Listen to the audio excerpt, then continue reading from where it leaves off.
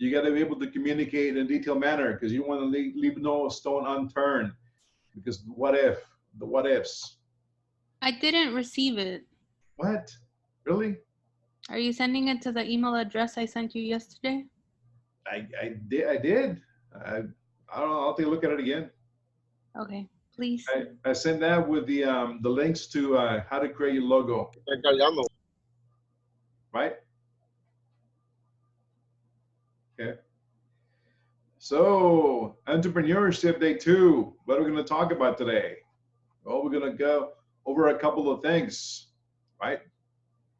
We got to cover some ground today, okay?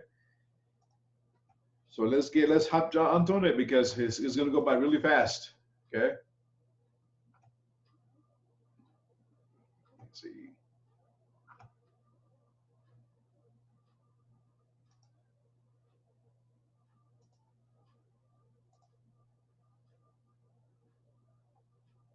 Hey Siri, set a reminder to ask Chef for the links and the... Lottie, you're unmuted.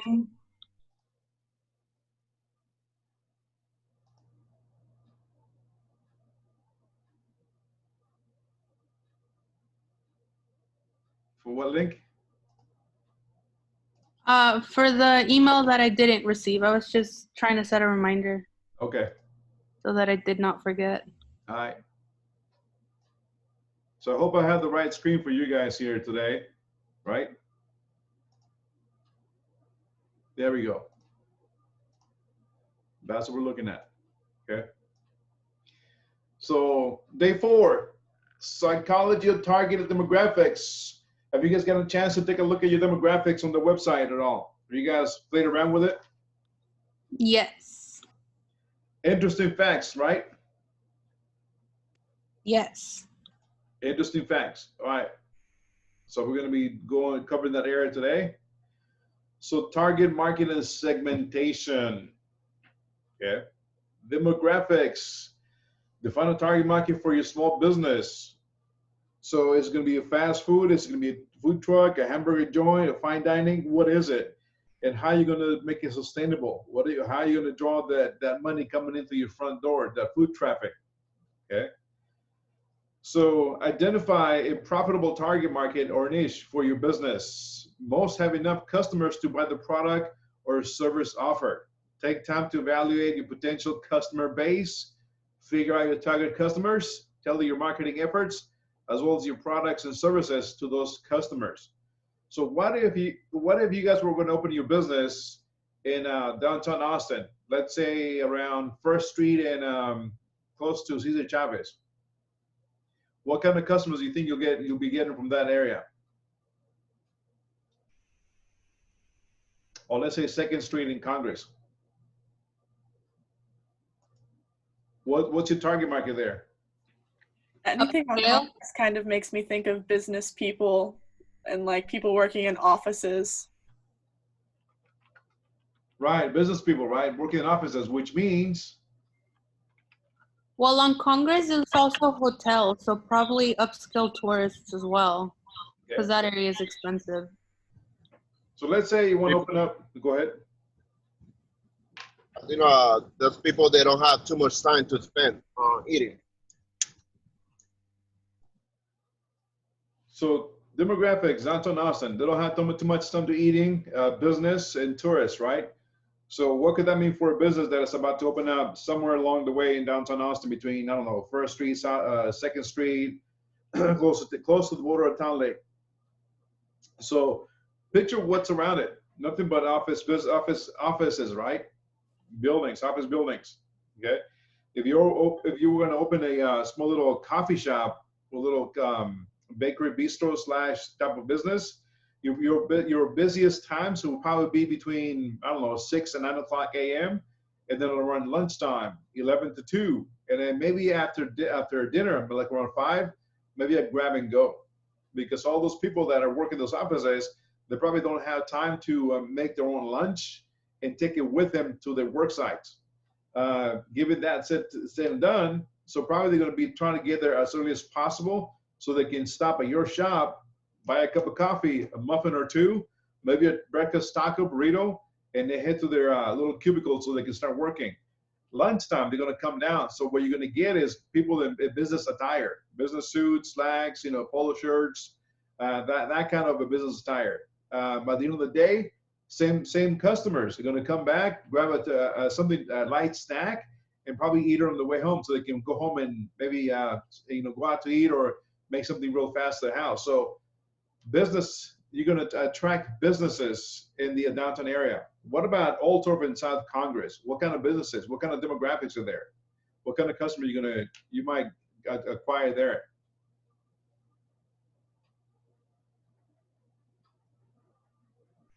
I think in the SoCo area is where the people that work downtown live. Mm-hmm. So essentially same-ish people, except now they're at home. But there's different demographics. The ones that work in downtown, they probably live in Pflugerville, Hutto, Sunset Valley, Kyle, right?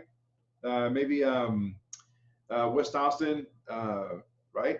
So people that live in SoCo is becoming very gentrified, which is why it's called SoCo, not South Congress. So again, maybe like slightly upscale, not that poor. But then again, most of like Riverside-ish area is also a bunch of college students and student housing. Which means broke people. Downtown Austin, money, right? You got SoCo, East Riverside, students, right? College students, maybe workers in the industry. So they're probably not going to have a lot of money, right? When you go to college, your finances are not looking that great, right? Because you're going to college trying to keep alive, trying to pay your bills and whatever not. So you probably won't have a lot of money to spend. So that little bistro, coffee place in downtown is probably not going to be a big hit in SoCo or East Riverside. Maybe something a little bit more casual, maybe a little bit more laid back, not so expensive, right? And then you can draw some customers. So different demographics from downtown, West Austin, even South Austin or East Riverside, right? Different demographics. You gotta figure out where you're gonna have your establishment and how you're gonna draw that foot traffic through your front door to make dollars, to make some finances. Okay. Different ones. So why is defining target customer important, right?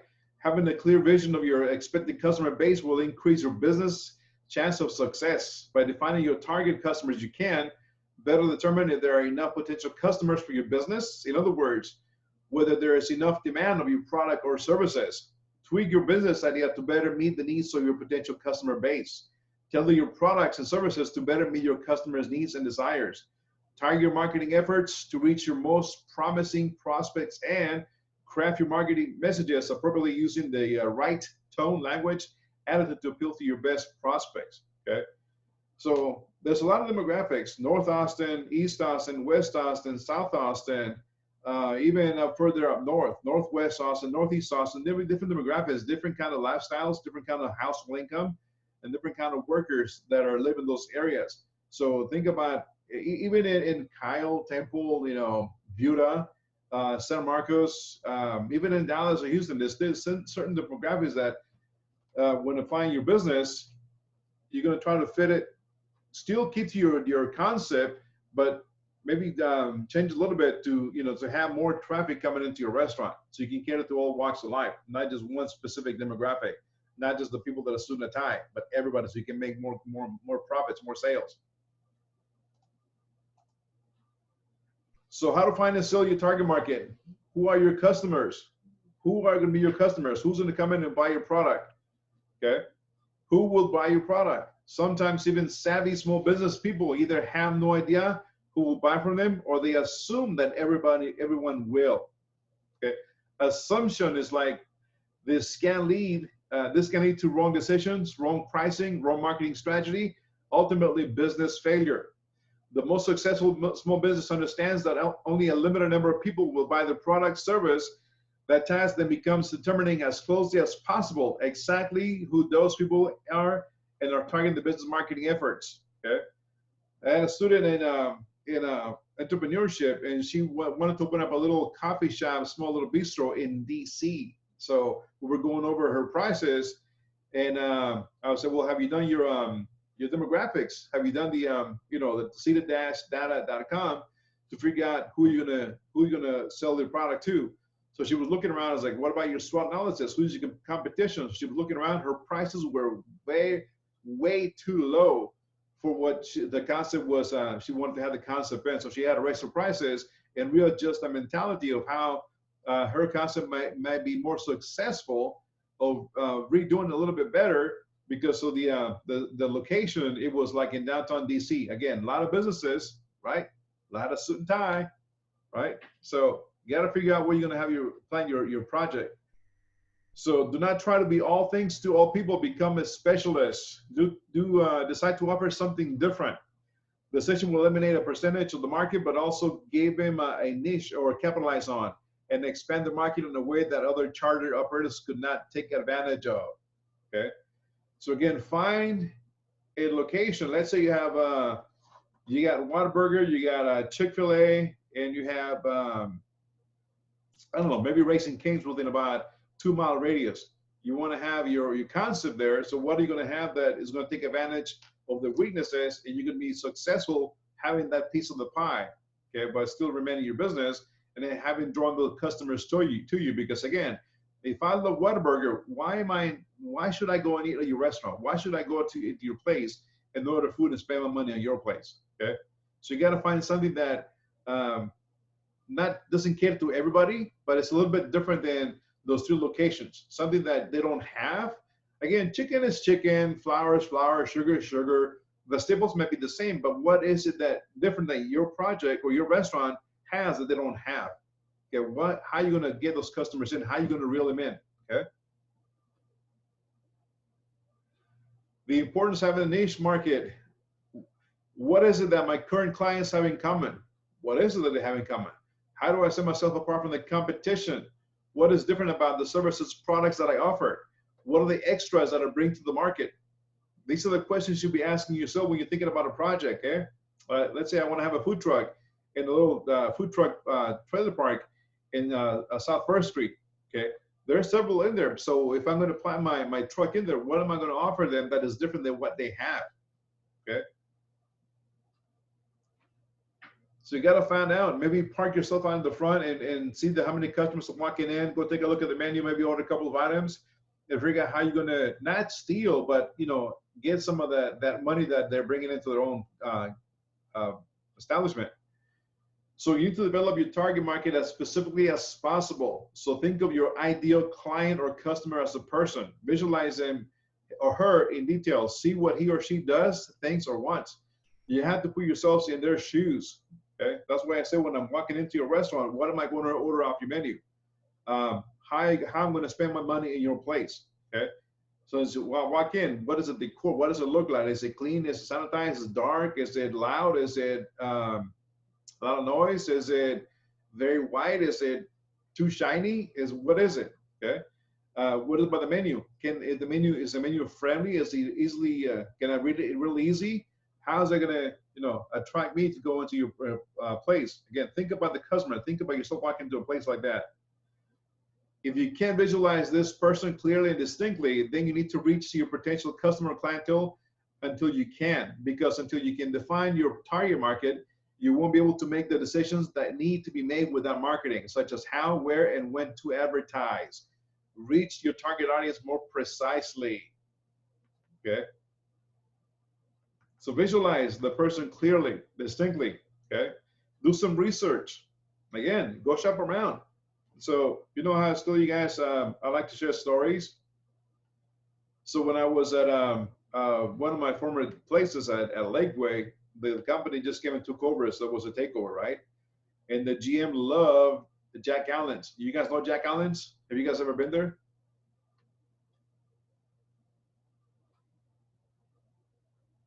There's 2 locations. I think one is in North Austin and Round Rock, and one is in Sunset Valley, Oak Hill.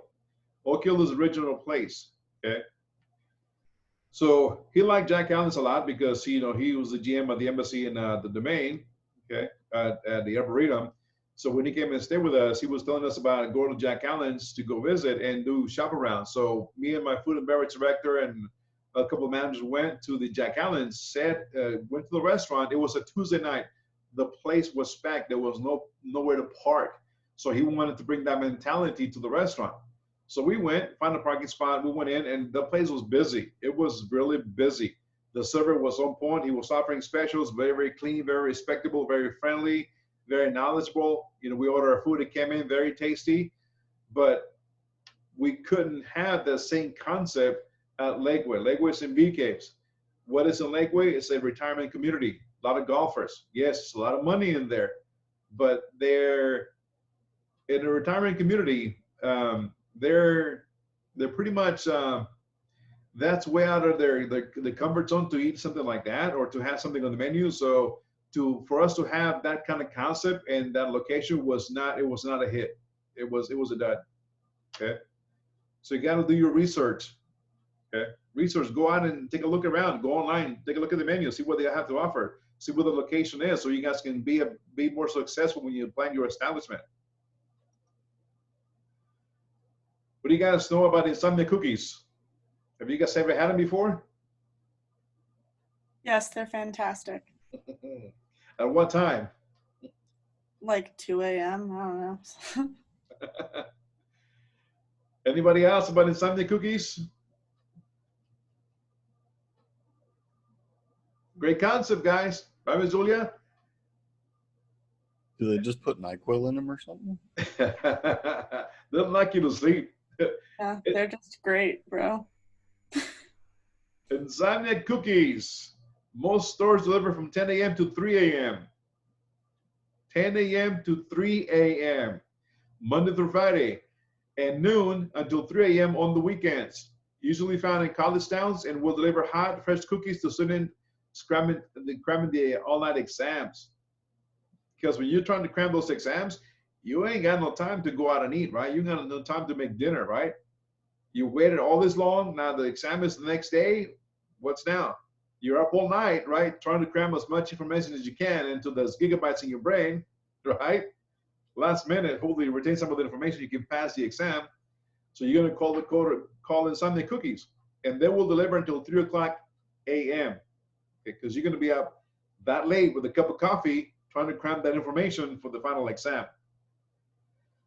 Great concept, and it works. Very successful. Yeah, they're really good. We actually had like a lot of boxes delivered during my project graduation, because we stayed till like 3 o'clock in the morning or 5 o'clock in the morning. They're really good. Nice and soft and warm and chewy. Yeah. Great concept. And again, what is the demographics? Who are they catering to?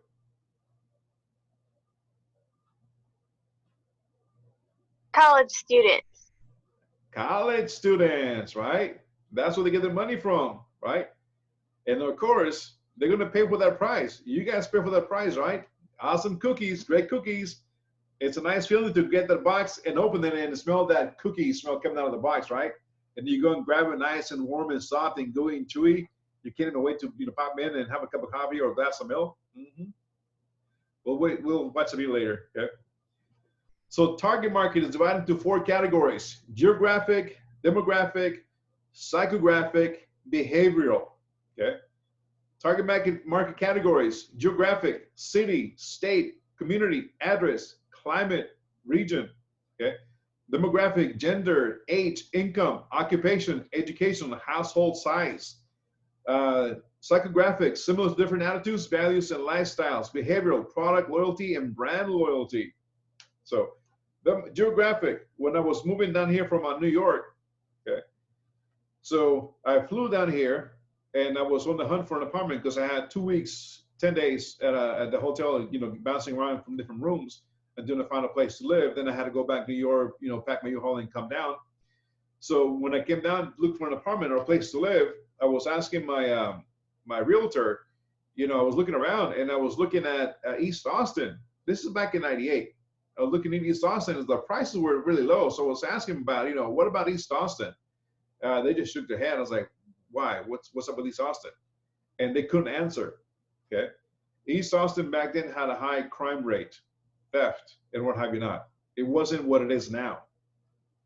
Maybe some parts are still out there, but it wasn't what it is now. Okay, so I went into started looking around, and sure enough, I dug some information, and I couldn't. I didn't want to live somewhere that my safety was at risk, or my property would be at risk.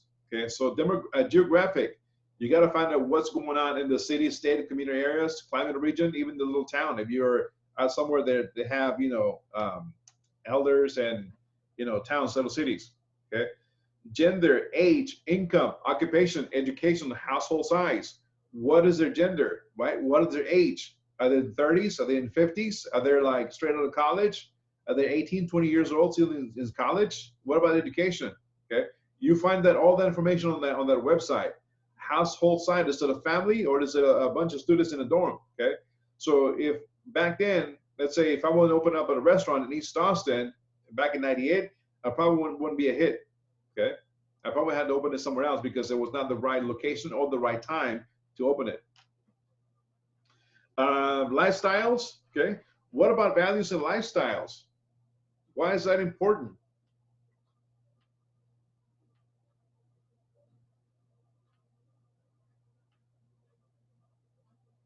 Why should you do that in consideration? Because say you want to open, like for example, I live in the Muller area, correct? Mm-hmm. So there's a lot of like health conscious people.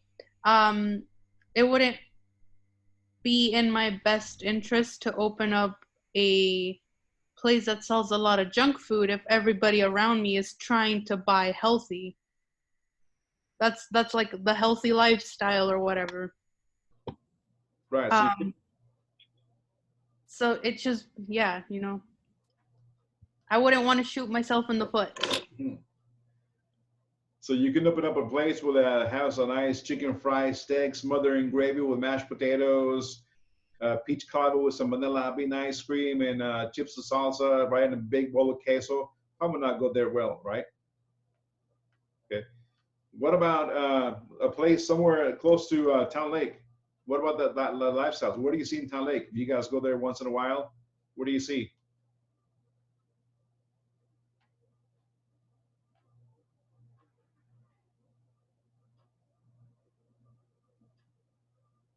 You guys ever been to Town Lake?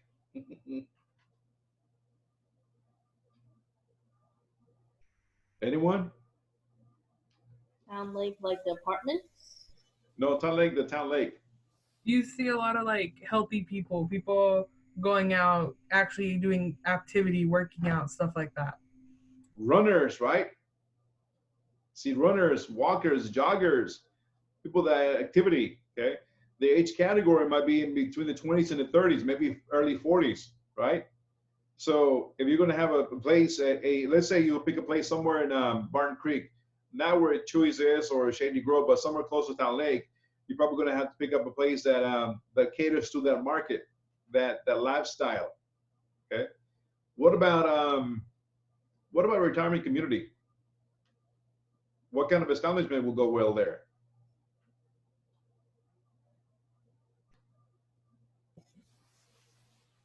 A small, slow cafe where they could take their time and enjoy it.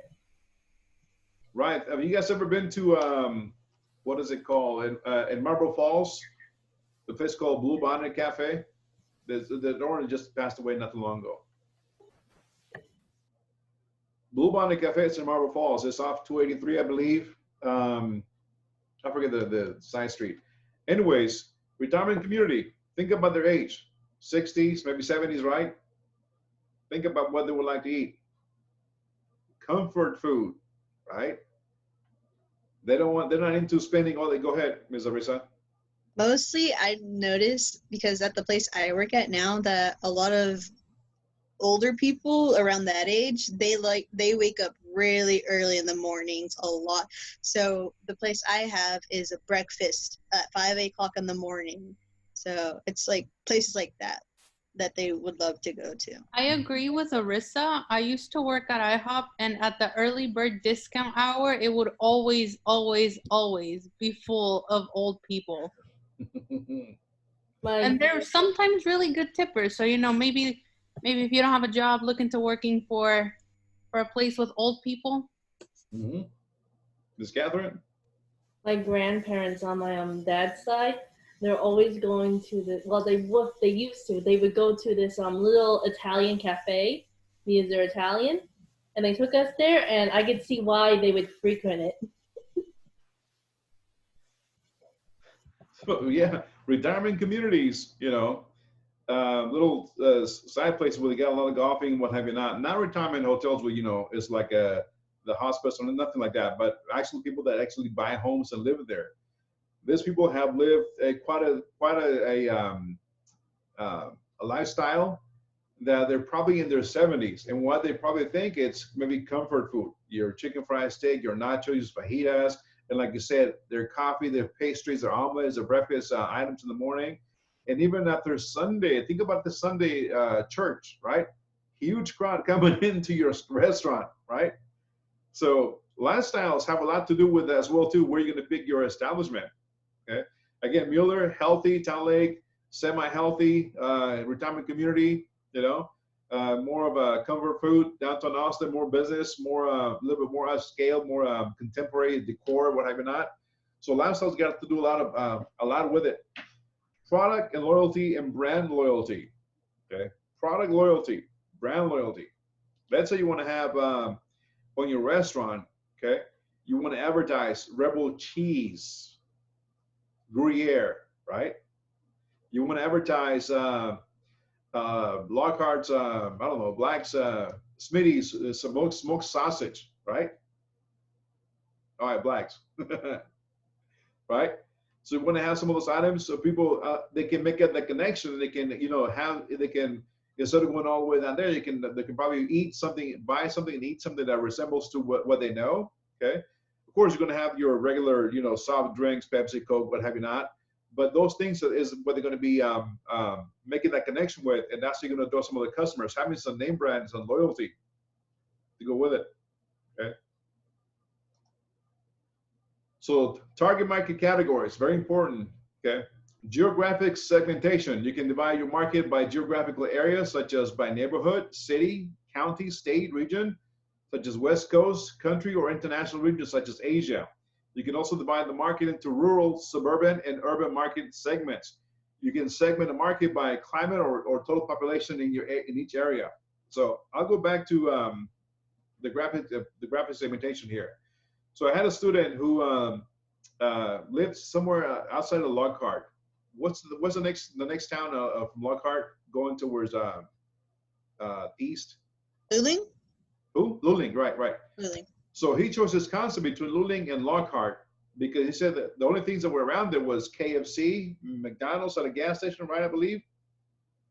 So he chose his concept right smack in the middle as a barbecue joint. All right, I get it. But you got Lockhart, you got Black and Smitty's, you know, long time establishments. People, a lot of competition here. A lot of competition, but again, in between both of them. So he chose it there because he said, you know, he's looking out in the future.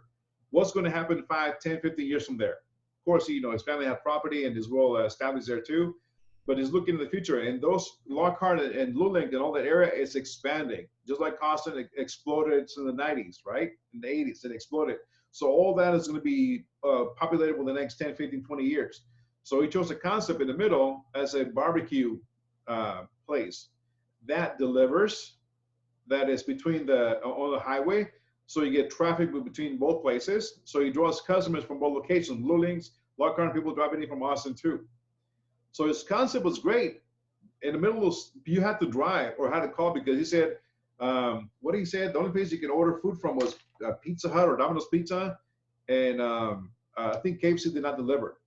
So his concept was great because he was pulling from both cities and people that travel from Austin, and his concept would be a great hit. I forget what he called it.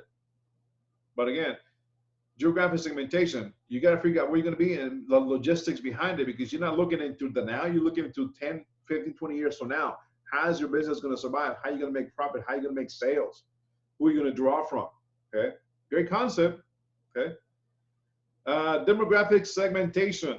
Okay, demographic segmentation, it's age, gender, family size, family life cycle, income, occupation, education, nationality, race, and religion. Okay, family lifestyle cycle. Okay, you are children. Okay, your teenagers, your family, your marriage, now your parenting. That's the family life cycle. So along the way, you know, our income changes, and also our palate blooms and flourishes. So we eat different kinds of foods. Okay. What is the target customer demographic profile? Demographics are extremely important for targeted marketing. Obviously, you do not want to be marketing skateboards to seniors or expensive furniture in a low-income housing community, or put a pie shop in the bottom of a large downtown building where clients are wishing they had a quick spot to grab lunch, right? Why would you want to sell skateboards to seniors, right? You can't. Or a pie in a downtown building. Okay. Establish the demographic profile for the target market. How old are they? What is their gender? What is their marital status? Do they have children? If so, how old? Where do they live? What is their income level, net worth? How do they spend their money? Why is having children important? When you take a look at the demographics.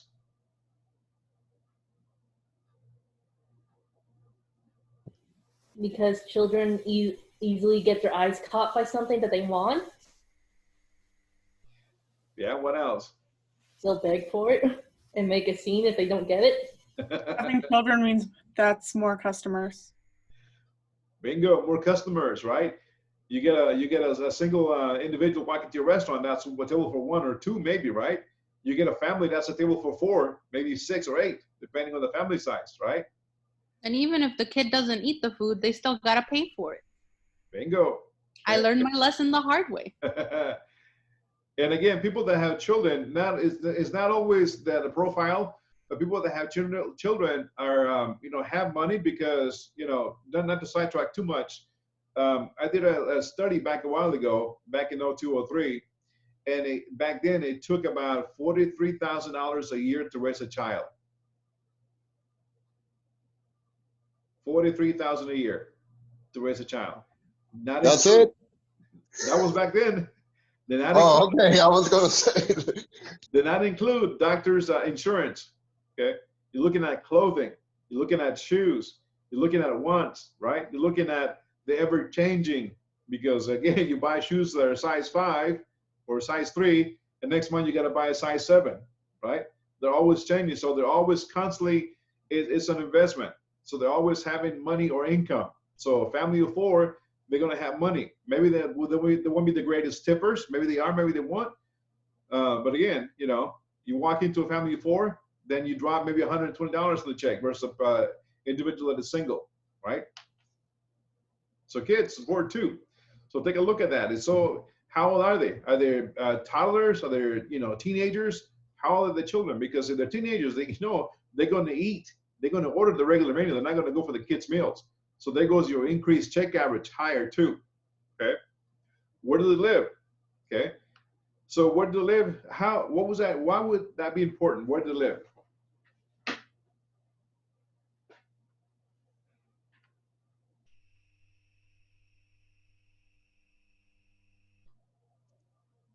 Because it would determine their income, something like that. Usually people, customers, they don't want to drive more than 2-3 miles from where they live to go and eat. You're hangry, right? You ain't got no time to be sitting no food, no traffic, while your stomach is gurgling and rumbling, right, and cussing you out, right? You want to get there as soon as possible. So again, where to live is very important, because if you want to have a restaurant in a residential area, what's the housing income, the median income in that 5-mile radius? Who are you going to draw customers from? Because again, they don't want to drive more than 2-3 miles to get some food. Okay, and of course their income level too, the net worth, how much money they're making. Because if they're making less than $20,000 a year, then you're probably not going to have a successful business. Okay. This type of in-depth analysis is essential if you want to flesh out your greater detail of the profile in your targeted audience, right? So psychographic segmentation, okay? Social class, culture, lifestyles, and personality, all those go hand in hand for making your business successful. Psychographic segmentation. Psychographic segmentation is dividing your market based upon consumer personality traits, values, attitudes, interests, and lifestyles. For example, some people really care about the environment, while others people don't. We know that for a fact. Some people are very fitness and healthy conscious, while others are foodies, right? You got the Yelpers. Those people just, I don't know. Some people take sports very seriously, while some just want to have some fun with the weekends. So two views of the same user, okay? Let's see if I can zoom a little bit less than that, because I can't see it, okay? So demographic review, gender, female, status, single, age, 34 years old, location, New York, okay? Interests and likes, music, books, TV shows, movies, and stores and hobbies. That's a psychographic view, okay? I don't say it's bad, but it's useful. So what are the target customer lifestyles, attitudes? Lifestyles and attitudes are also important when determining your customer profile.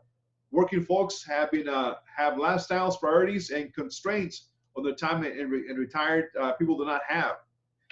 Is your audience employed or retired? How do they like to spend their spare time? What are their hobbies? What are their shopping habits? What are the products that they buy? Where do they go on vacation? The web offers a wealth of information from various resources that can provide you with the up-to-date market research and current consumer trends. Again, lifestyles.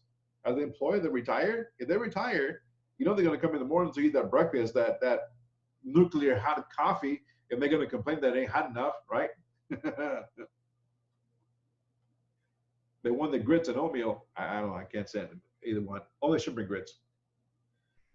Behavioral segmentation, purchase occasion, benefit sought, okay? User status, usage rate, loyalty status, rate in the States, attitude towards product.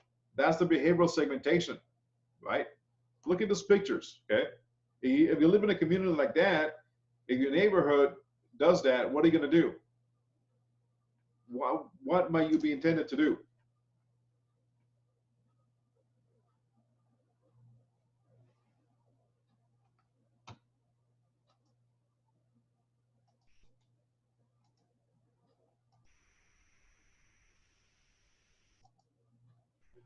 Do the same, right? Have you guys ever heard the term used, keep up with the Joneses? No? Really? Yep, heard. Right? Mr. Daniel, what does it mean when you hear keep up with the Joneses?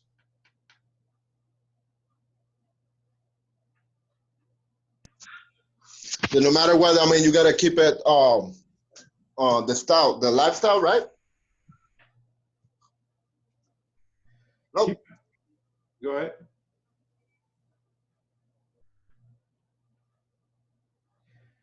Keeping up with the Joneses. Okay. Let's say you live in a community where it's a residential. The houses go for like maybe $300,000-$400,000, right? That's the price tag. Family income maybe is $120,000, both together brought in. It's a family of four. Your neighbor is going to be driving a brand new convertible, right? And they're going to be coming in from having dinner, and lo and behold, when they get out of the car, they're going to have the to-go food in a plastic bag with the name of the restaurant, right? Because they didn't finish it. Walking into the front door, you walk outside, you see them, you want to keep up with them. So what you're going to do, you're probably going to buy either the same or similar vehicle as they do if you have money, and you're also going to check out that restaurant where they came from, because if it was that good for them to bring it home, you want to make sure that you go and eat at the same place. So keeping up with the Joneses meaning competing with your neighbors, okay? You want to make sure that you're up with the same level as they are. You don't want to seem like down below. You want to be competitive with the neighbors. That's what it means, keeping up with the Joneses. Be competitive with neighbors, okay? You want to do what they do. Behavioral segmentation is the way a population responds to use or know of a product. Buying on occasions is the first form of behavioral segmentation. Products like chocolates, premium foods will sell on festivals. Confectioners will sell when there's a party. So these products are generally targeted by behavioral segmentation. What could be in our industry, baking and pastries or culinary, what could be, let me see, 1, 2, 3, 3 major events during the year of behavioral segmentation in this business, according to what the slide says.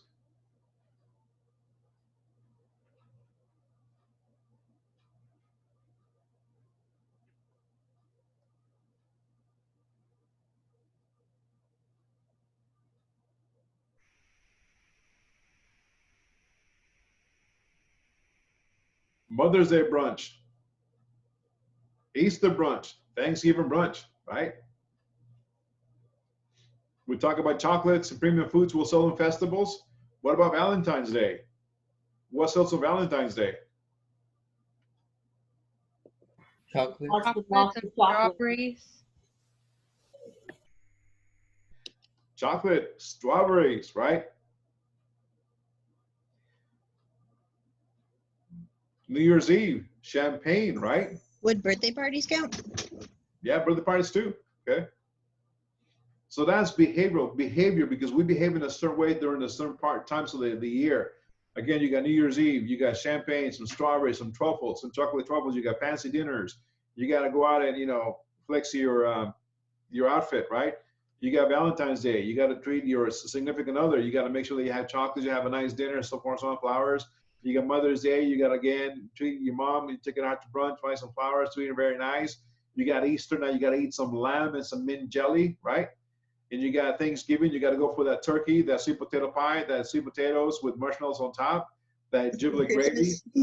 Christmas, right? You got to have that nice pineapple glazed ham. Okay. So behavioral segmentation, those are the things that come into play. Okay.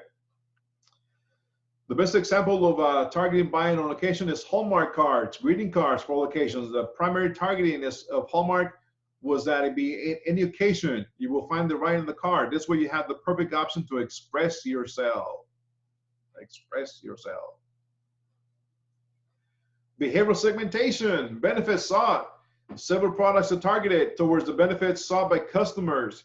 There's a war between Crest, Colgate, and Sensodyne. To target people with sensitive teeth, others with toothpaste are targeted towards whitening teeth. Hair shampoos targets towards split ends, anti-dandruff, and others. Loyalty status. There are groups who will only buy certain products or name brands. Are you one of those? What do you buy?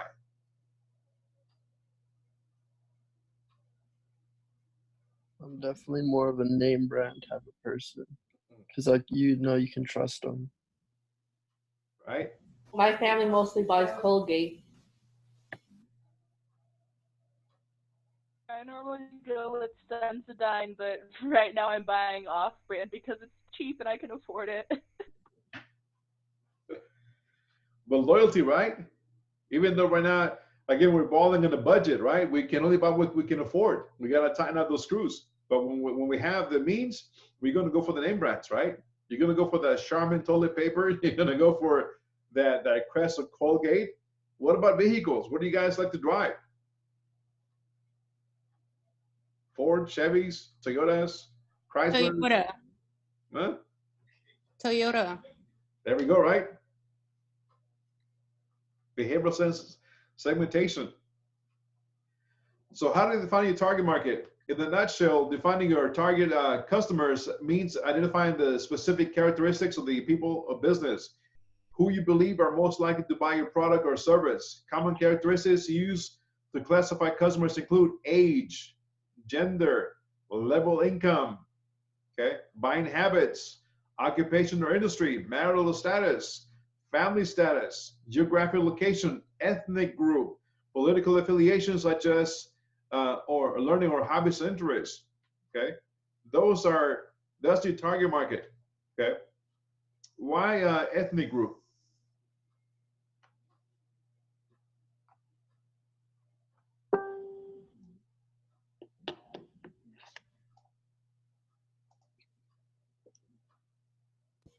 Because they might feel more, because some people might just target those people because they mostly live in that area and they want to buy stuff that they're familiar with. Mm-hmm. So ethnic group. You want to have an Italian restaurant in Market Square in San Antonio? Would that be a good hit? No. No, right? There we go, right? But you want to have a Mexican restaurant in Chinatown. One hit, right? It won't hit. Okay. So I'm going to share with you guys a little video. I would like you guys to watch it. It's only a 7-minute video. Go ahead and watch it. I'm going to put it in the chat, and I'm going to put it what it looks like on the screen. Watch it for 7 minutes. We're going to come back and we're going to discuss it. Okay. It's up for discussion. Got it? All right, here we go. That's what it looks like. And that's the link.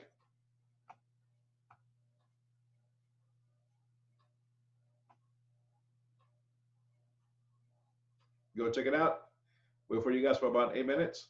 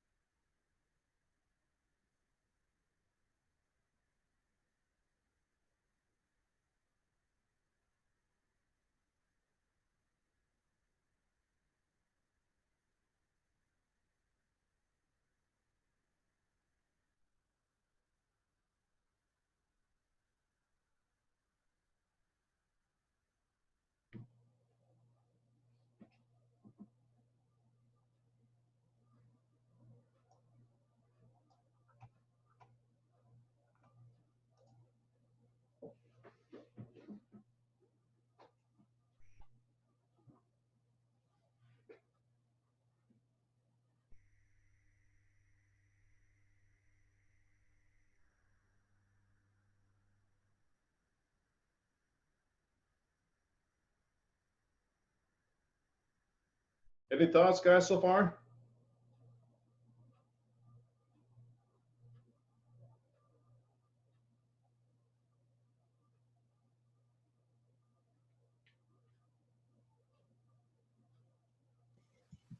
Interesting. Okay.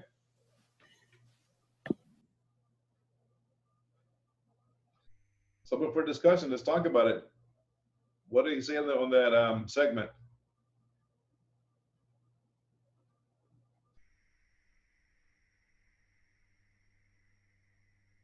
The owner is a big part of if a restaurant rises or falls because of like the things that they implement or don't implement, how they handle certain situations and things and stuff like that, how they take criticism or comments and stuff like that.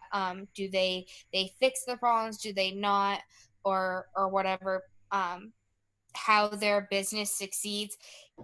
Yes, it's on the customers too, like if the customers like it, if whatever, but it's really in the owner and the management and how, like you were saying, you wouldn't put a Italian restaurant in a Chinese Chinatown and then get mad and argue with customers or whatever when they don't like your food. Okay, that's a good one. Anyone else? What did you guys catch in the segment?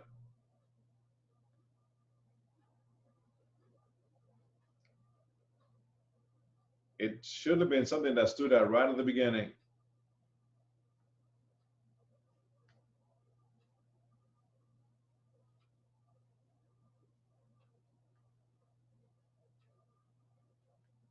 Could it be the 3 steps he was talking about? How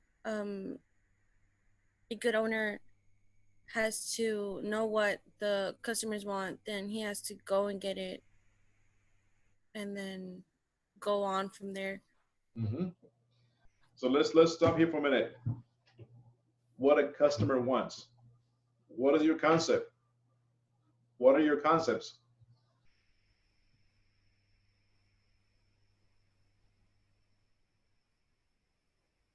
Have you guys thought about your concept? What's it going to be? Fine dining. Fine dining. Okay. After hours dining. Okay, fine dining after hours. Okay. A cat cafe. Cafe. A cat cafe. They're starting to like spread about. Okay. Casual. Sorry. A German cafe. Okay.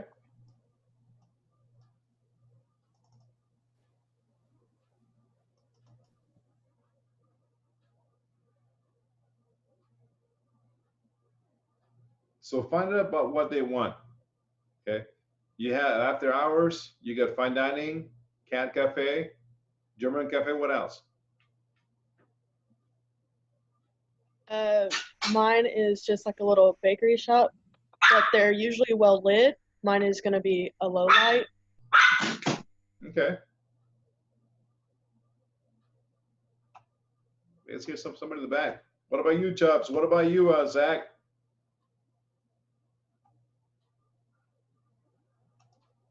Can you ask it again? What is your concept? Have you thought about it yet? It's like a barbecue place. Barbecue? Yeah. Mine's like kind of like an Asian fusion kind of thing.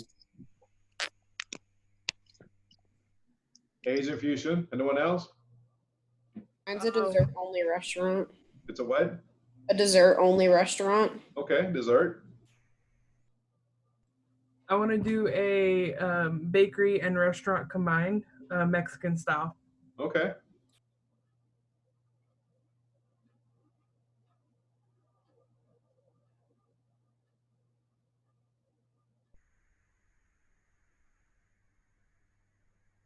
Anyone else? Mine is just a deli. There's a deli. Okay. Yeah. All right. Mine's comfort cuisine type cafe diner thing for, yeah.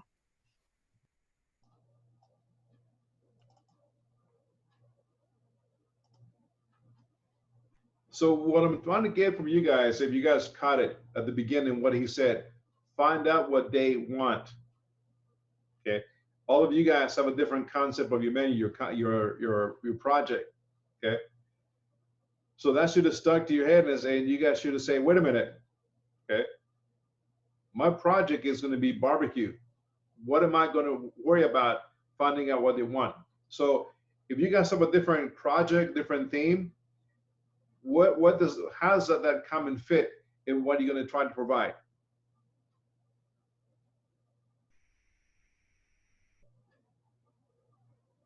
Because he's saying find out what they want, right? But you're dead set on your project, right? So what do customers want? Cheap, good food. Most of them will. With a decent dining experience, I would think.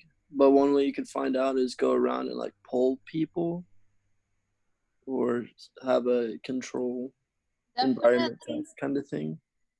definitely good food. Nobody wants to go out and get bad food. Exactly. And with a decent price on it as well. Because most people aren't making enough money to just go throw $70 down every night. Well, 100. yeah, but for example, like when it's your mom's birthday, don't you take her to a good place so that she enjoys? Yeah, but that's a special occasion. For good food. Is it $5 for whatever? So you're telling me $5 a pound, I can get T-bone steaks for $5 a pound. Let me see. Hold on. What's happening? Well, that's what she's gonna. Lily, you're unmuted.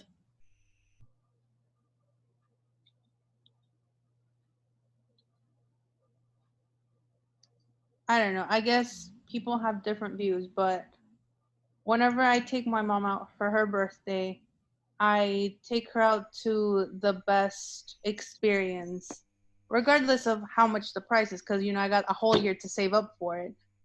But I just want her to know the good things about food.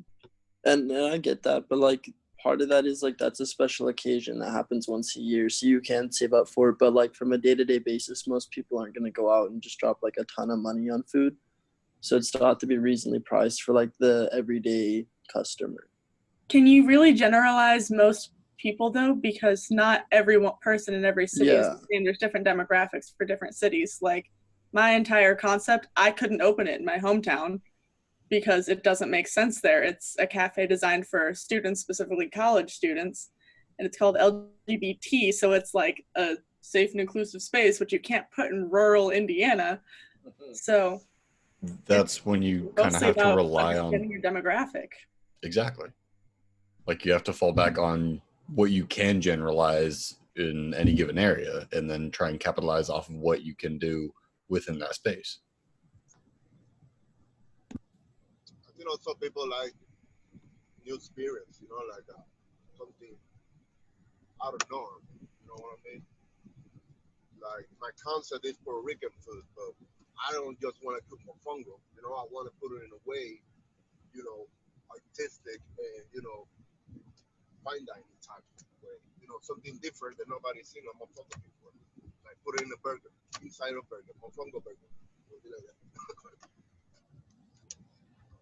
So all you guys have a different concept, right, on your project.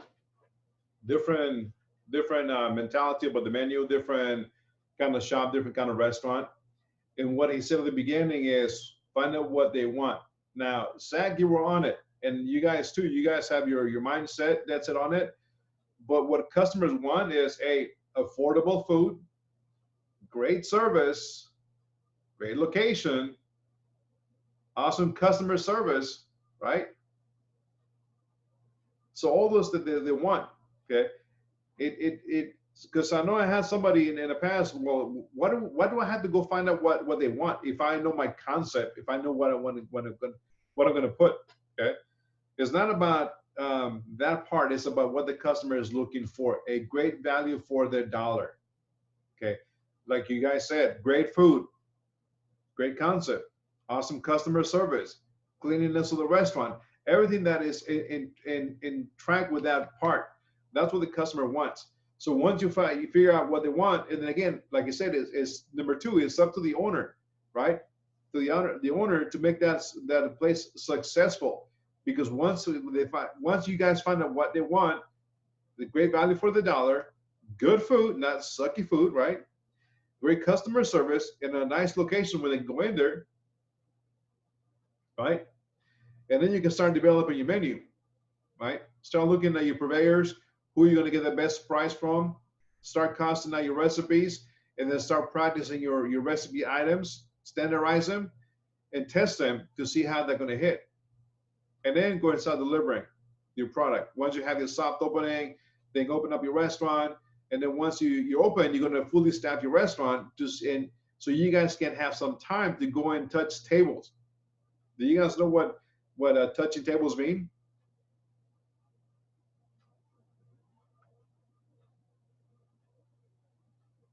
It's not tag, you're it. Touching tables is when the owner or the chef goes into the dining room and asks the customers, how was your dinner today? How'd you like your food? How was it cooked? How was the flavors? That sort of thing. That's touching tables. So you can take the critique back to the kitchen and maybe readjust your recipes, not change them, because again, it's your concept, your project, your theme. You're not going to cater to all the specific needs, because if you start pulling all their comments back and start trying to remodify every single recipe in your restaurant, then you're going to have an identity crisis. You're going to have something that is not right, something that doesn't match, okay? Something that doesn't match. So find out what they need, find out what they want, and cater to those wants. Great value, good food, customer service, great location, great atmosphere, and then start developing your concept from there, right? So it's a great great analysis of how to go about your project. Let me see if I can share with you guys once. I was telling you guys about the Jack Allen's, right? And this stuck to my head because our GM wanted a specific type of theme on the menu. Okay, see if I can pull it. There we go. Okay. So our GM wanted a specific theme on the menu. We were not a barbecue joint. We were not Jack Allen's. And this is like a retirement community that we're used to their fajitas, their nachos, their burgers, their chicken Acapulco, their snapper Veracruz. That's what kind of the food they were. And by trying to change the menu to what their bosses wanted and needed, we totally burned our bridges with the local community. A local community was supported us during the slow seasons. Okay, so I'm gonna pop in on the screen, and you guys can tear it apart, criticize it. Let me know what you guys think about this menu, because we didn't go in and find out what the customer wanted. We just did it because again, it came from a directive from up and above. Okay, so this is the menu that was created. Okay. Oh wait, let me go back. Too big. So I'm gonna skip over breakfast. That's pretty plain and simple. Well, I'm gonna leave it here. Okay. So it was called it's still called the Travis Restaurant. It might be closed by now. Okay. So this is breakfast. Eggs your way. Okay. And again, think about the location. Okay. Think about in big case. Think about the region. Okay. Think about the retirement community, the age, the gender, family income, household income. Okay. Build your own omelet. Choose the bell peppers, mushrooms, onions, spinach, cheddar, bacon, ham, tomato. Classic eggs Benedict. Okay, English muffin, Canadian bacon. So for one hollandaise. Had a cook who she was really well. Her migas were the best, so we put her name on the menu. Okay. Campfire steak and eggs. Try to beat that hill country cowboy theme. Okay. What else? California baked eggs. Cinnamon Hill Country French toast, Melissa's pancakes, Travis Restaurant waffles, Greek egg white omelet. What do you guys think about this breakfast menu? Did you say it was for a retirement community?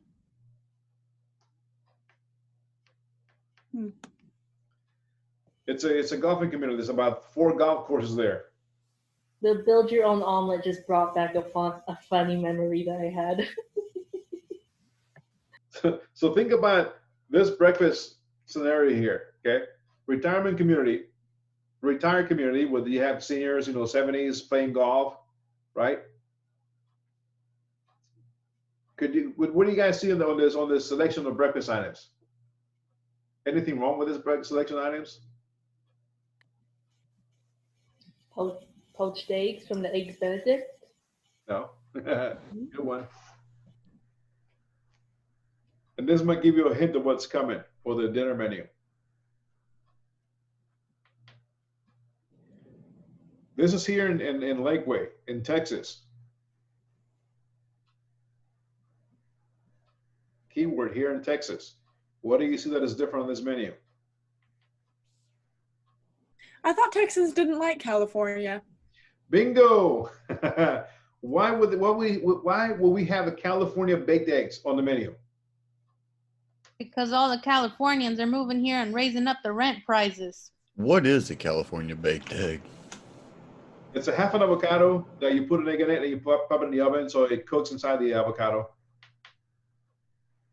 Weird. So again, regionality, right, is the region. Why would we want to have a California baked egg in Texas? In a retirement community where people were born and raised and grew up here, now they're retiring in the community. Why would we want to have that? Okay. What about the next one up? The Greek egg white omelet. Is there really a big Greek population here? No, not in Austin. And especially in a retirement community where you got a lot of golfers, again, a lot of UT alumni, money. So again, we didn't, by the directive of our bosses, we didn't go out and find out what the customer wanted, okay? Now let me skip up to, that's lunch, right? Lunch, okay? Let me go to dinner menu, okay? Here's the dinner menu. Here's your starters.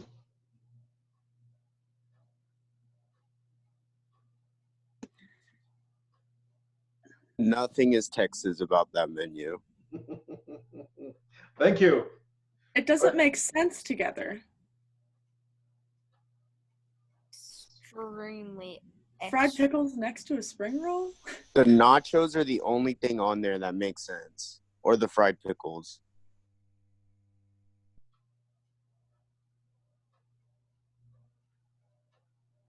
This is super bougie, honestly. Like, this seems like a menu that my roommate would bring home because she's like all about expensive, bougie crap like that. Like, she's all like vegan and like fancy. Well, but if it's a place with 4 golf courses, they've got money to spend, dude.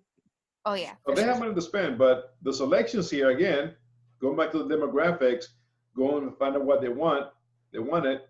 Okay. You got flatbread marguerite,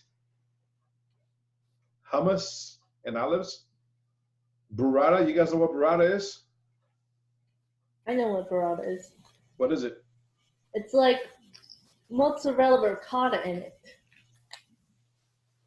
Soft mozzarella cheese that when you cut it, it oozes out, right? I want to try it so badly. Okay. Spring rolls, shrimp lettuce wrap. Let's go with the whatchamacallit, the entrees. Okay.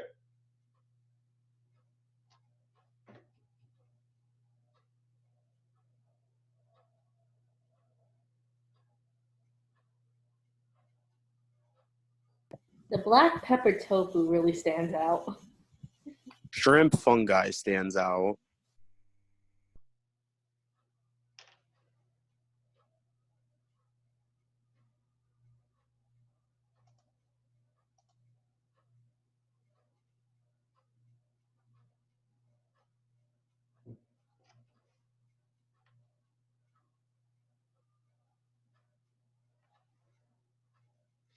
You got a shrimp fungi.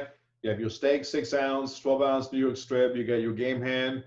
golden brown hen, full of flavors, potato, cherry, tomatoes, Meriton, olive, and saffron, black pepper tofu. Okay. You got the grilled rosemary chicken stack, grilled Chilean sea bass with Mediterranean spicy harissa sauce, fish fumet, saffron reduction, grilled vegetables. You got the grilled salmon. Okay. You got the shrimp fungi. What else we have here? You got the rack of lamb, right? Rosemary oil, grilled yuca potatoes, broccoli, and you got your barbecue items here too. Okay. So on this menu, okay, now having to see, in the lunch menu, it's about the same as the dinner menu. It was the same. It mirrored almost everything, but it was mostly being hit on the salad sides. For something that's super fancy, they're bad with their commas. Because like reading the side dishes, it looks like all together, not that they're separate things. And I mean, I would hope that asparagus, truffle oil, mashed potatoes, garlic, blue cheese, fries wasn't a whole thing, that it's like 3 separate dishes. Right. But they got like no commas. Right. So reading, again, you guys just came off technical writing, right? The writing of this menu, right? And again, the regionality of the menu, because you have California, you have a lot of Mediterranean influence in this menu. And for nothing, this menu is quite confusing. It lacks identity, right? So the demographics were not taken in consideration during the build of this menu.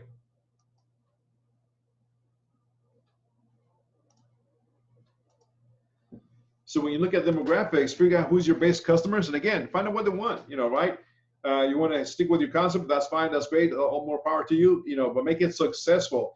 But make sure your menu has flow. Make sure your menu makes sense, right? According to the demographics and according to what you hear from the customers, make sure it matches. It's not all over the place. Yeah, menu is huge. Yeah, it's totally different. And again, my hands were tied behind my back, and I had to produce that menu because the GM wanted it. And the F&B director was from Morocco, hence the Mediterranean influence, the harissa sauce, the olives, the hummus. Okay, and again, you're looking at a community that is retired. Okay, golfing, born and raised in Texas, right? Retired in Texas. They don't want to see that stuff. They want to see something else different. So that's what we talk about. Find out what you need. I mean, what they want. Okay. So who is your ideal target person? After you look up the demographics, be able to describe your target person. Are there more males in the area of females? Are they a working class, hippie, yuppie, family, elderly? Do they like exercise? Are they foodies? Where do they live, and what does this person want from the restaurant? Like an example, downtown, most of the population is men 24 to 30 who work in offices doing tech or finance. They're energetic, work out, don't cook, hang out with friends, etc. So here's an example. So we're going to name one. John, 26 years old, good shape physically, works at a bank, loves to eat out quickly because he doesn't like to cook, makes good money, enjoys riding his bike around downtown, etc. Be able to exactly describe John. Once you have done this, you know who your target market is and who you can tailor your product to meet his tendencies. Okay. So once you figure out your target market, then you can tender that, cater to that individual. Okay. Hey, Chef. Yes. You totally described the quote unquote John. Like every one of those ticks was like check, check, check, check. Yeah, but he's in finance now, right? He used to be. I don't know. But he's not 26 years old. Come on, man. Yeah, give or take 10. But he does not like to cook. No, Still went to culinary school. Or clean. Once you have all this information, weave it together and then answer these 5 questions. 1, who are they? This one should be pretty easy and straightforward after all your demographics research. Are they mostly older or younger? What is their income bracket? What do they order? It might seem obvious, but many restaurants skip this important question because they think they have answered it with their inventory. But do you know that if they tend to opt for happy hours or late night specials more often? Also, how do they feel about the food? Just because they're reordering doesn't mean that they like it, and reviews are keys. You know, we talk about those Yelpers, right? When did they visit? Long lines and reservation queues can be one way of figuring it out. The more sophisticated tools you can employ to really understand this is better. How long did they stay? It's important to know how not only when your business times are, but how long did they stay? Are there certain times that they stay longer? Maybe on the weekends, Friday and Saturday? Do they come back? Your secret sauce is revealed. There are so many choices out there for dining and drinking. What keeps them coming back to your restaurant specifically? Why are they coming back? Okay. Maybe you have a signature dish. Okay. So information is power, and knowing your demographics is critical to maximizing your chances of realizing your goals and achieving success when you become a restaurant owner. So all those tools are going to help you in the long run. How to identify your target market. Okay. So anyways, you guys know about the data, cddata.com, right? cd-data.com, how to pull your demographics, right? Okay. So anyways, working the demographics. If you haven't, go ahead and start working on them. If you have not, you should be able to at least halfway through your summary concept, okay? Next is demographics. Input as much info as possible where and how you will be your customers. Insert graphs on the tool tab. So you got to insert a graph, okay? And I'll show you guys how to do that graph too. It's real easy. To create a chart, input information into the spreadsheet. Example, line by line 2, type 50%. In the next box, this type the word in women. Below that is next time line 25%. And then type men in the next one. And when you go ahead on the graphics, it'll give you a pie chart. It'll give you a different graphic. Okay, we'll work on that tomorrow. I'll show you how to make that graphic. Okay, it's really easy to make demographics on a different tab. Okay, and if you want to do a screenshot on an HP, take a screenshot, Control Shift, and window button for crop section. For a full computer screenshot, use Control, and then the window button. The window button is located above between 6 and 7 on the keyboard. That's how you take a screenshot on your HP. Okay. So if you haven't moved on your project, I would suggest you guys do so and start working on your concept summary and start filling that information as soon as possible. Okay, because again, the recipe cost card is going to take it the longest to do. Okay, I'm gonna leave you with some homework for you guys to watch over tonight for tomorrow. This is a 33-minute video. Okay, because we're going to be talking about your concept, your logo. And when you guys watch it, okay, be ready for a discussion tomorrow. We're going to spend some time on it. There's a lot of key information that this individual shares with the on the video. So I will be looking for that information tomorrow. If you want to send your notes shared to you by Google Doc, type them up and send them to me. That's fine too. If you do so, I'll be reading them tomorrow morning or tomorrow afternoon. So I'll be ready for a discussion tomorrow. Let me go ahead and type the link of this video and share one of the screens so you guys can take a look at what it looks like, okay? It is everybody. So you guys want to submit your notes on Google Docs, go for it, okay? Some of you guys may have already watched it. I don't know if you guys have or not, okay?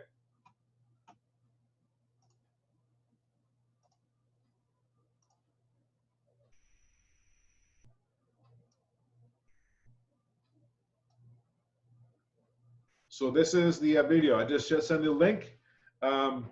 Watch it, okay? And look out for those key, the key information he talks about. There's a lot of information that he's spitting out and why they're successful. This one is called An Inside Look at End Pizza. Have you guys ever watched this segment? Have you guys know anything about End Pizza? Anybody from DC, East Coast?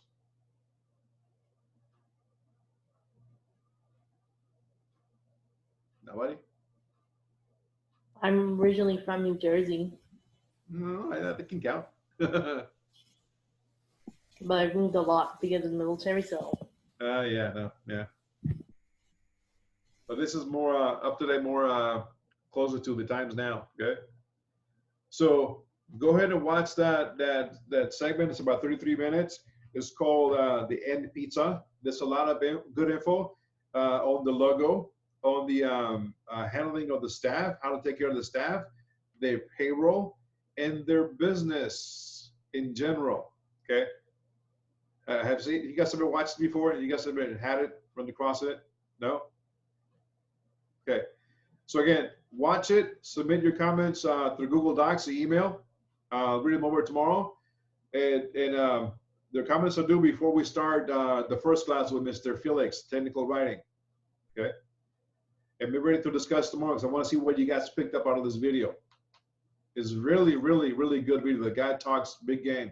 Even though he's in DC, he looks like he can be an astronaut.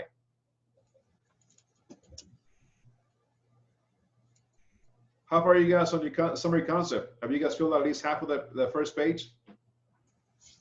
I got a question on that, Chef. How Yes, sir. did I access in the portal to go to the concept and start filling my stuff? You emailed that one, right? It's on the portal. No, I emailed it to you. Oh, all I got was Excel sheets. Yeah, on that email that I sent you with all the Excel spreadsheets, that was an actual Excel spreadsheet. Oh, it's in there. Okay. So open it up, start filling your summary concept. At least get it halfway through filled out. Okay. And then we're going to go over there. I'm going to show you guys how to fill in those graphs tomorrow on the screen. What to look out for, how to use that CD dash down on that kind of information, and how to plug in your information on that tab. Any questions?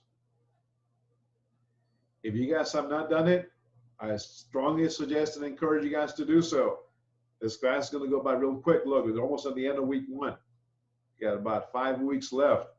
We're going to spend week 5, part of week 4, in costing out your recipes. That's the bulk of the project.